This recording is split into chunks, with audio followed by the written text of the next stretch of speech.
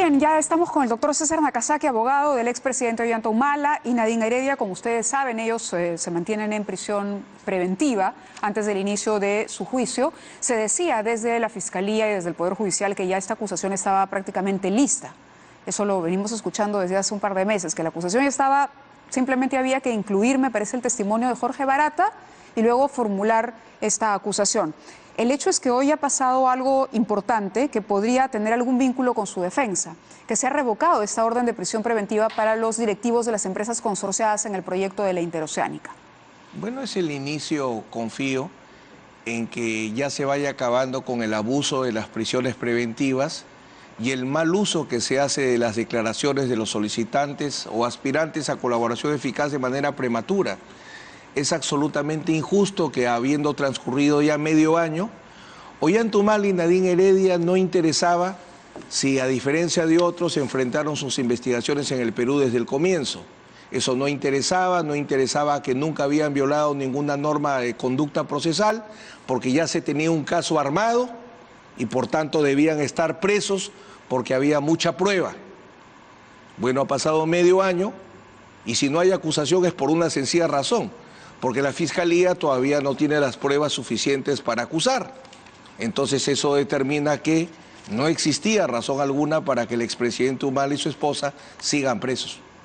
Claro, y podrían llevar el juicio fuera de prisión. ¿Qué es la regla? Ahora, ¿cuál es la diferencia entre el caso? Ayer lo conversamos con el doctor Concepción Carguancho y claro, él no podía pronunciarse sobre situaciones particulares del caso Villarán, porque la gente dice, ¿por qué si Ollanta Humala y Nadine Heredia están en prisión, Villarán no? ¿Es igual o hay más pruebas en el caso Humala? Primero, la sala critica duramente al juez Concepción Carguancho porque le hace recordar que quien tiene que sustentar si existe o no razones para una prisión preventiva es el fiscal y no el juez. El alianza le tiene que ganar a la U, no el árbitro. Entonces la sala le recuerda al juez Concepción Carguancho que él es árbitro y no es jugador. Eso le recuerda textualmente la sala. En el caso de Susana Villarán es una investigación preliminar. En investigación preliminar no hay prisiones preventivas. Tendría que abrirse proceso penal, formalizarse proceso penal y recién se podría justificar o no una prisión preventiva. En cambio, en el caso del expresidente Humala y de su esposa, primero, ellos no están procesados por sobornos, sino por presuntos aportes. La única prueba era la declaración de tres solicitantes a colaboración eficaz. ¿Incluyendo Barata en esos tres? Barata, que primero fue procesado y de ahí se ha ido excluido.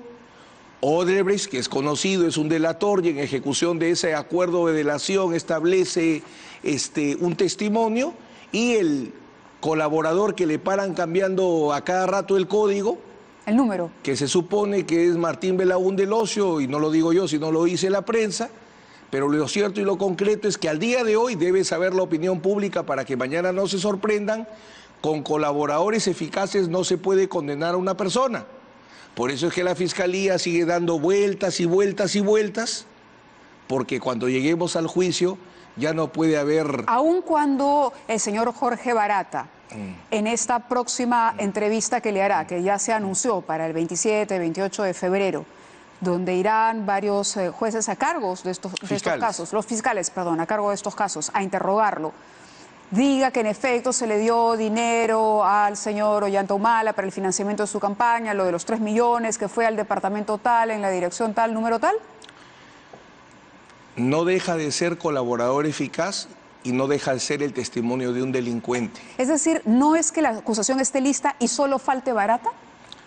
No es poca cosa que falte, porque sin Barata no tienen un caso. O sea, necesitan un caso, para armar un caso necesitan a Barata. Eso no me cabe la menor duda.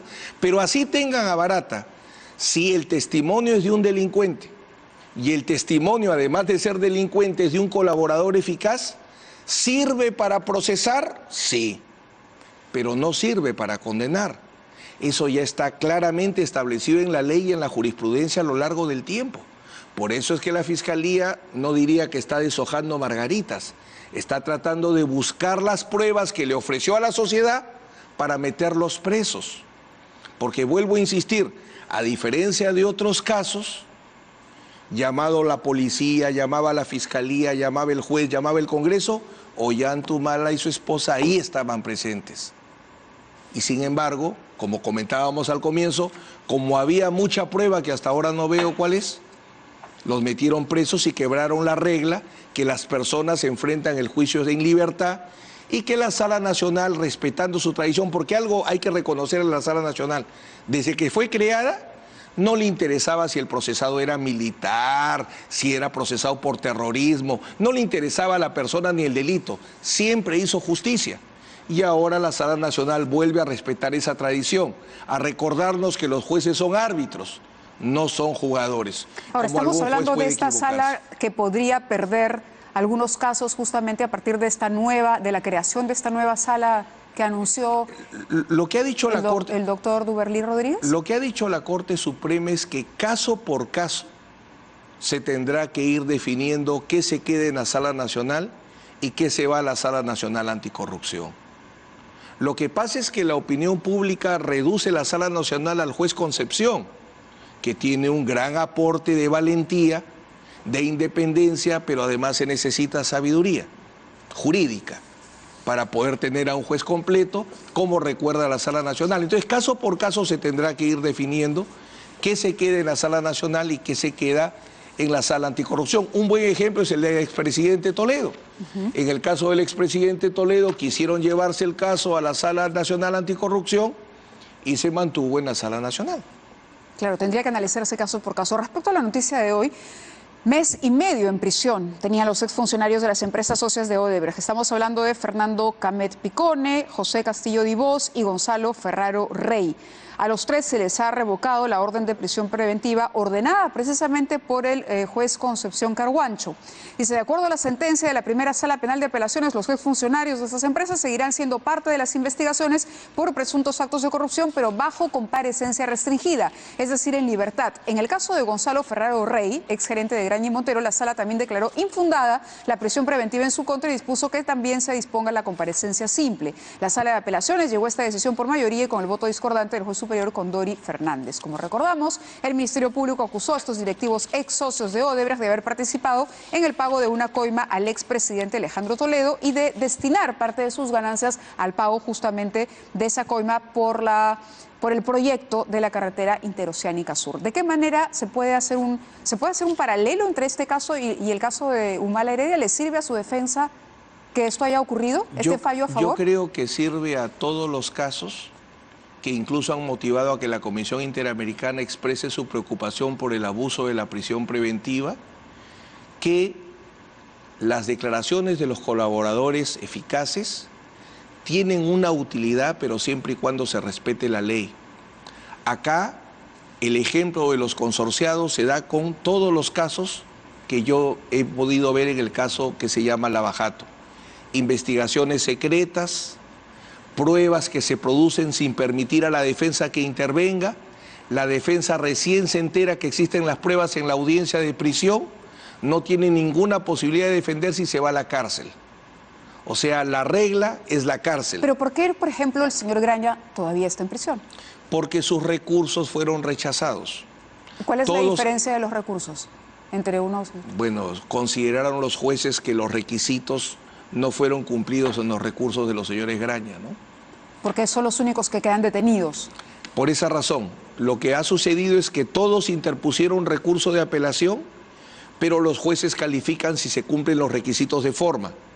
Y en el caso de los señores Graña, contra mi criterio, porque si hay defectos de forma, hay que darle la posibilidad que puedan subsanarlos. Por esa razón es que Estados Unidos nunca daría el arresto pre-extradición del presidente Toledo porque le hicieron el mismo problema. Porque los cargos son los mismos. Sí, pero el problema es que tiene que subir el recurso de apelación.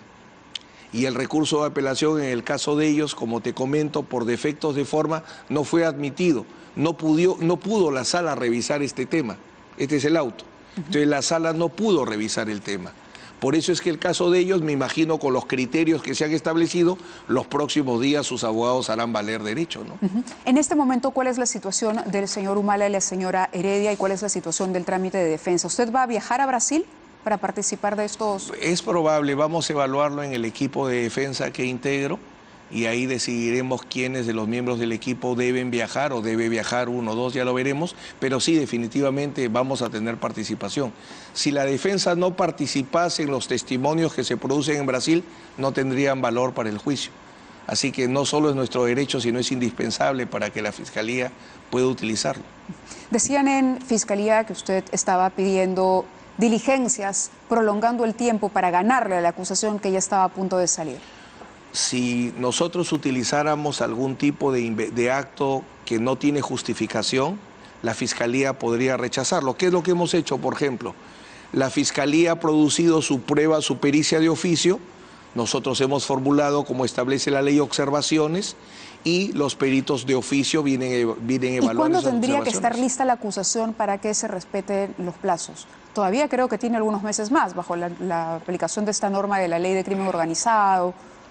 Todavía estamos dentro del plazo legal, ¿no? Estamos dentro del plazo legal, pero con el problema que el motivo de la detención fue que ya había un caso armado. Ese es el problema que tiene. Cada día que demora más la acusación es la mejor demostración que la detención de Humala y Heredia es arbitraria. Porque dijeron, te tenemos que detener porque tenemos demasiada prueba y te vamos a llevar a juicio, ya ha pasado medio año. Ha pasado medio año. Hay una publicación en Facebook que hace la señora Nadine Heredia.